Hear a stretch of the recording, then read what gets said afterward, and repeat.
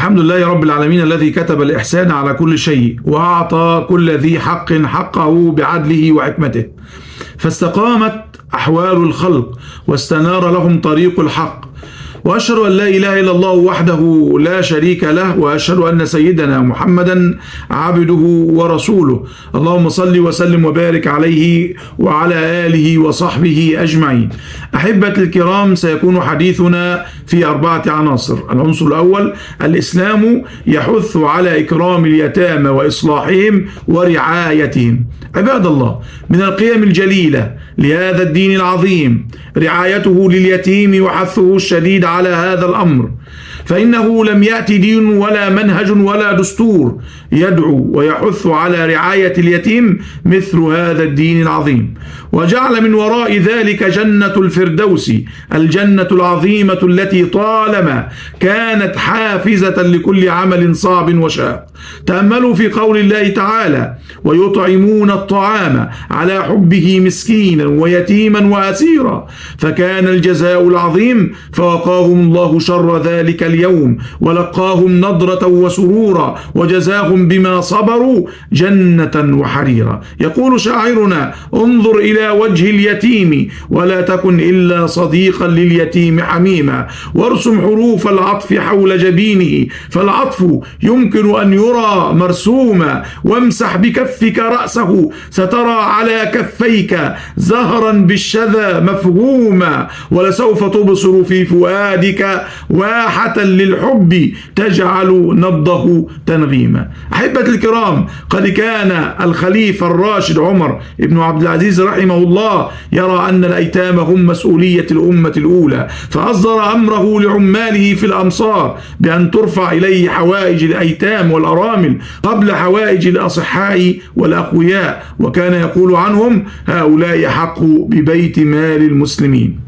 وكل ذلك هو مضمون قول الله تعالى: ويسألونك عن اليتامى قل إصلاح لهم خير. إن المطلوب هو إصلاحهم بالتهذيب والتربية الرشيدة والمعاملة الحسنة، وإصلاح أموالهم بالمحافظة عليها وعدم إنفاقها إلا في الوجوه المشروعة، فهذا الإصلاح هو المفيد لهم ولأموالهم خير من مجانبتهم وتركهم. ولذلك قال الله تعالى: وإن تخالطوهم فإخوانكم، أي وإن تعاشروهم وتضموهم إليكم فاعتبروهم إخوانكم في العقيدة والإنسانية، وعاملوهم بمقتضى ما تفرضه الأخوة من تراحم وتعاطف ومساواة. ولحق اليتيم وأهميته تنزلت الآيات في حقه في أوائل ما نزل من القرآن الكريم، كقوله تعالى: فأما اليتيم فلا تقهر، وقوله تعالى: أرأيت الذي يكذب بالدين فذلك الذي يدع اليتيم، وقوله سبحانه وتعالى: كلا بل لا تكرمون اليتيم. وفي الحديث الذي أخرجه أحمد وابن ماجه عن أبي هريرة أن النبي صلى الله عليه وسلم قال: اللهم إني أحرج حق الضعيفين اليتيم والمرأة. أحبة الكرام، أحباب النبي صلى الله عليه وسلم، ننتقل بحضراتكم للعنصر الثاني: كاف اليتيم أعد الله له أعلى الجنان. وورد في الأثر عن داود عليه السلام أنه قال: إلهي جزاء من يسند اليتيم والأرملة ابتغاء مرضاتك؟ قال: جزاؤه أن يحرم وجهه على لفح النار وأن أؤمنه يوم الفزع الأكبر.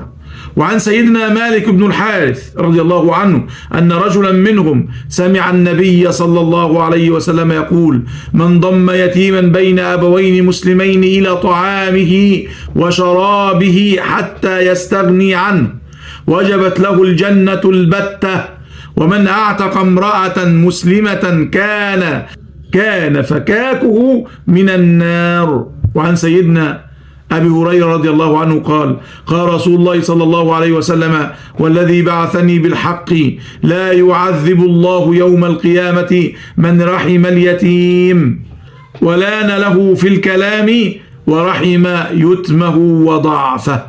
أخرجه الإمام الطبراني. وعن سيدنا عطاء بن أبي رباح عن سيدنا عبد الله بن عباس رضي الله عنهما قال قال رسول الله صلى الله عليه وسلم: من عال ثلاثة من الأيتام كان كمن قام ليله وصام نهاره وغدا وراح شاهرا سيفه في سبيل الله، وكنت أنا وهو في الجنة أخوين كهاتين أختان، وألصق أصبعين السبابة والوسطى. وعن سيدنا أبي أمامة رضي الله عنه أن سيدنا رسول الله صلى الله عليه وسلم قال: من مسح رأس يتيم لم يمسحه إلا لله، كان له بكل شعرة مرت عليها يده حسنات. الله أكبر. ومن أحسن إلى يتيمه أو يتيم عنده كنت أنا وهو في الجنة كهاتين، وقرن بين أصبعيه السبابة والوسطى. عباد الله، استشهد جعفر ابن أبي طالب في غزوة مؤتة وترك أطفالا أيتاما، فكان النبي صلى الله عليه وسلم يتعاهدهم ويمسح رؤوسهم ويدعو لهم شفقة باليتيم ورحمة به. فقد أخرج الإمام أحمد أن عبد الله بن جعفر قال: مر بنا النبي صلى الله عليه وسلم على دابة ونحن صبيان نلعب، فقال: ارفعوا هذا إلي. قال: فحملني أمامه ثم مسح على رأسي ثلاثا، وقال كلما مسح: اللهم اخلف جعفرا في ولده كما تحدث النبي عن جزاء المرأة التي تربي اليتامى، كما قال الحافظ ابن حجر أن رسول الله صلى الله عليه وسلم قال: أنا أول من يفتح له باب الجنة، إلا أنه تأتي امرأة تبادرني أي تسابقني، فأقول لها: ما لك وما أنت؟ فتقول: أنا امرأة قعدت على أيتام لي. وفي لفظ: فتقول: أنا امرأة مات زوجي وترك علي أولادا فقعدت ربيهم. امرأة مات زوجها وترك لها أطفالا فقامت على تربية الأطفال بعفة وطهارة وصدق. ننتقل بحضراتكم للعنصر الثالث، عظماء عاشوا أيتاما وغيروا التاريخ بعزمهم وإرادتهم. عباد الله، عبر التاريخ برز أيتام كان لهم شأن عظيم، علماء وأعلام، شعراء وعباقرة وشخصيات شهيرة، بل منهم قادة العالم وعظمائه وخبرائه، وكل هؤلاء عاشوا أيتاما فغيروا مجرى التاريخ بعزمهم وإرادتهم. فهذا أبو هريرة رضي الله عنه نشأ يتيما وكان يرعى لقومه الغنم، ثم لازم النبي صلى الله عليه وسلم والزبير بن العوام رضي الله عنه الذي عده عمر رضي الله عنه ب1000 فارس. وكان تلميذ الشافعي الإمام أحمد بن حنبل رحمه الله مات والده وهو حمل في بطن أمه، وعاش حياة فقر وفاقة، فحضنته أمه وأدبته وأحسنت تربيته حتى أخرجت عالما فذا وإماما ورعا حفظ الله به الدين والعبادة في الفتنة. ومن منكم لا يعرف إمام الدنيا في الحديث والأثر؟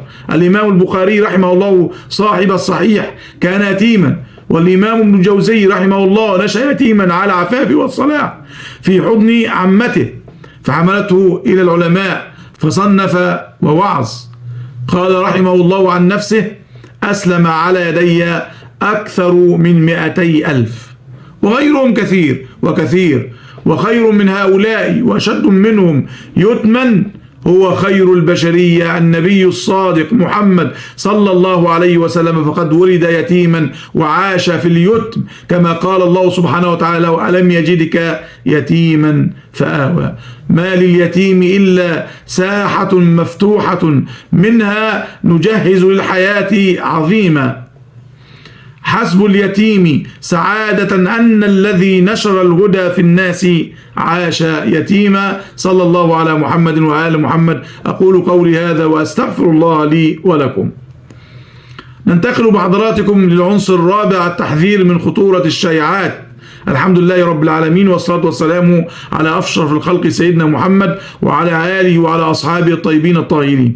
إن الشائعات من أخطر الآفات التي تهدد تماسك المجتمعات واستقرارها، تنتشر كالنار في الهشيم، حاملة معها قدرا كبيرا من التضليل والبلبلة، فتشوه الحقائق وتزرع الشكوك وتضعف الثقة بين الأفراد، يجعلها أداة خطيرة تسهم في تضليل الرأي العام وزعزعة الثقة وإثارة القلق والاضطراب. يقول الله تعالى: يا أيها الذين آمنوا إن جاءكم فاسق بنبأ فتبينوا أن تصيبوا قوما بجهالة فتصبحوا على ما فعلتم نادمين.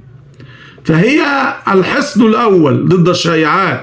قال الإمام الزمخشري رحمه الله في شرح الآية: أي فاسق جاء بأي نبأ فتوقفوا فيه واطلبوا بيان الأمر وانكشاف الحقيقة ولا تعتمدوا قول الفاسق.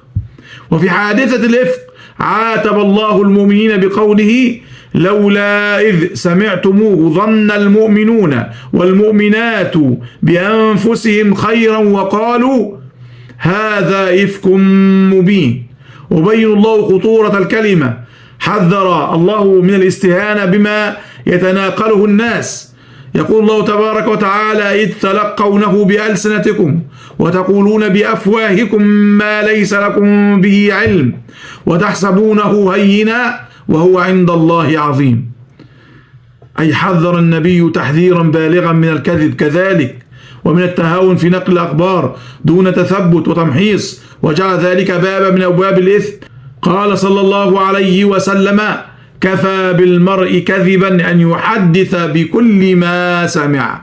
فبين أن مجرد نقل كل ما يرد إلى السمع دون تحقق قد يوقع صاحبه في الكذب. اللهم اقسم لنا من خشيتك ما تحول به بيننا وبين معصيتك، ومن طاعتك ما تبلغنا به جنتك، ومن اليقين ما تهون به علينا مصائب الدنيا. اللهم متعنا بأسماعنا وأبصارنا واجعلهما الوارث منا. اللهم تقبل توبتنا واغسل حوبتنا وأجب دعوتنا وثبت حجتنا واهد قلوبنا وسدد ألسنتنا وأمنا في أوطاننا يا رب العالمين. واحفظ مصر واحفظ بلاد العرب يا أكرم الأكرمين، واحفظ المسلمين في أنحاء العالم بقدرتك ورحمتك، إنك على كل شيء قدير. نعم المولى ونعم النصير. صلى الله وسلم وبارك على سيدنا محمد.